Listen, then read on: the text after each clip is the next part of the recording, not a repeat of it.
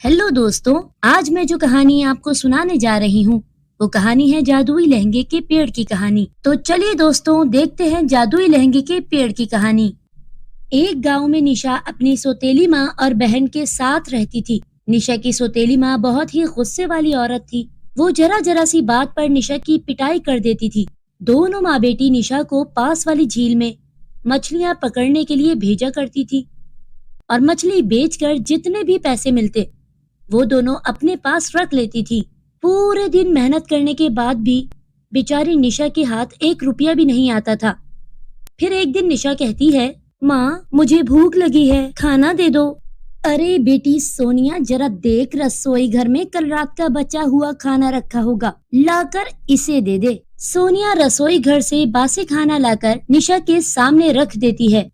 आप दोनों अपना बचा हुआ झूठा खाना मुझे खिलाती हो, मैं भी रोज ताजा खाना खाना चाहती हूँ। अरे हमारी बराबरी करने की तेरी हिम्मत कैसे हुई? अगर तुझे इस घर में रहना है तो जो हम देते हैं तुझे वही खाना खाना पड़ेगा, वरना मैं तुझे इस घर से बाहर निकाल दूंगी। इस तरह निशा दुखों भरी जिंदगी जी रही थी। फिर कुछ दिनों बाद, मेरी बात ध्यान से सुन निशा, तुझे आज 50 मछलियाँ पकड़कर लानी होगी। अगर तूने ऐसा नहीं किया तो मैं तेरी खूब पिटाई करूंगी। लेकिन माँ, 50 मछलियाँ पकड़ना बहुत मुश्किल है, मैं कैसे पकड़ूंगी 50 मछलियाँ? हमें नहीं पता, तू चाहे कुछ भी कर, शाम को तेरे पास 50 मछली होनी चाहिए, वरना ठीक नहीं होगा। इस तरह दोनों माँ बेटी निशा को धमकी देकर उसे झील में मछली पकड़ने भेज देती हैं। लेकिन पूरा दिन मेहनत करने के बाद भी निशा सिर्फ 10 मछलियाँ पकड़ पाती है। अरे नहीं, ये क्या, अभी तक सिर्फ 10 मछलियाँ मिली हैं। मुझे किसी भी तरह 50 मछलियाँ पकड़नी होंगी।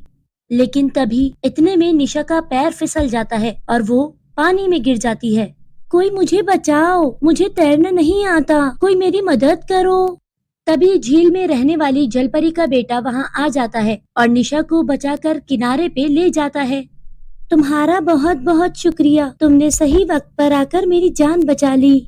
अब तुम अपने घर जा सकती हो। नहीं नहीं, मुझे किसी भी तरह 50 मछलियाँ पकड़नी है, वरना मेरी सौतेली माँ और बहन मुझे मारेंगी।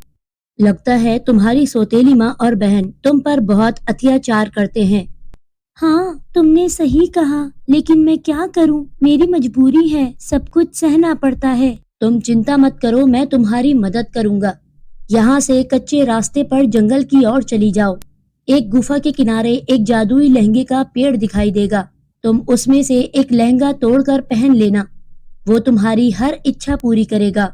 यह सुनकर निशा बहुत खुश होती है और जंगल में उस लहंगे के पेड़ के पास जाती है। उस पेड़ पर ढेर सारे सुंदर सुंदर लहंगे लटक रहे थे। निशा एक लहंगा तोड़कर पहन लेती है और वहां से चली जाती है।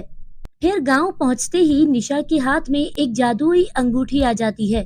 मैं अपनी सौतेली माँ और बहन के साथ नहीं रहना चाहती, क्या तुम मुझे घर बनाकर दे सकते हो?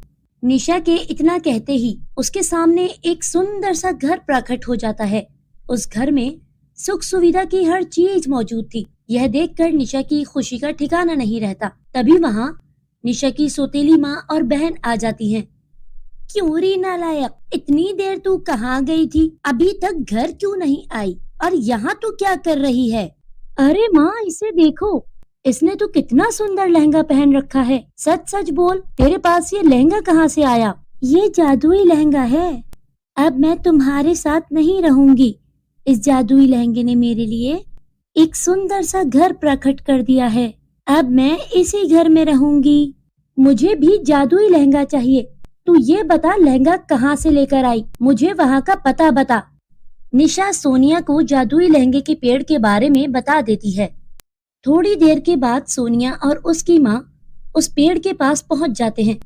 लेकिन दोनों माँ बेटी जैसे ही लहंगा तोड़ने के लिए आगे आते हैं कि तभी उन्हें जोरदार बिजली का झटका लगता है और दोनों रस्सियों में बंध कर उस पेड़ पर झूलने लगते हैं। अरे नहीं माँ, ये क्या हो गया? हम दोनों इस पेड़ पर लटक गए। अब हमें नीचे कौन उतारेगा? तभी जादुई लहंगे के पेड़ से आवाज आती है।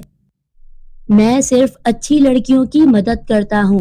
तुम दोनों बहुत ही बुरी और लालची हो, इसलिए मैं तुम्हें जादुई लहंगा नहीं दूंगा। तुम दोनों यहाँ से भाग जाओ, वरना मैं तुम्हें जिंदगी भर के लिए यहाँ कैद कर लूंगा। नहीं नहीं, हमें कोई जादुई लहंगा नहीं चाहिए। हम यहाँ से चले जाएंगे, हमें जाने दो। फिर पेड़ उन दोनों को आजाद कर देता है और दोनों माँ बेटी घबराकर अपने घर भाग जाते हैं। उस दिन के बाद से वो दोनों निशा को परेशान नहीं करते और निशा अपने नए घर में खुशी खुशी रहने लगती है। तो आपने देखा दोस्तों, जादुई लहंगे के पेड़ की कहानी। इस कहानी से हमें ये सीख मिलती है कि अच्छे लोगों के साथ एक ना एक दिन अच्छा ही होता है और बुरे लोग उनका कुछ नहीं बिगाड़ सकते। अगर ये कहानी आपको अच्छी लगी हो तो जरूर लाइक करें और हमारे चैनल को सब्सक्राइब भी कर लें।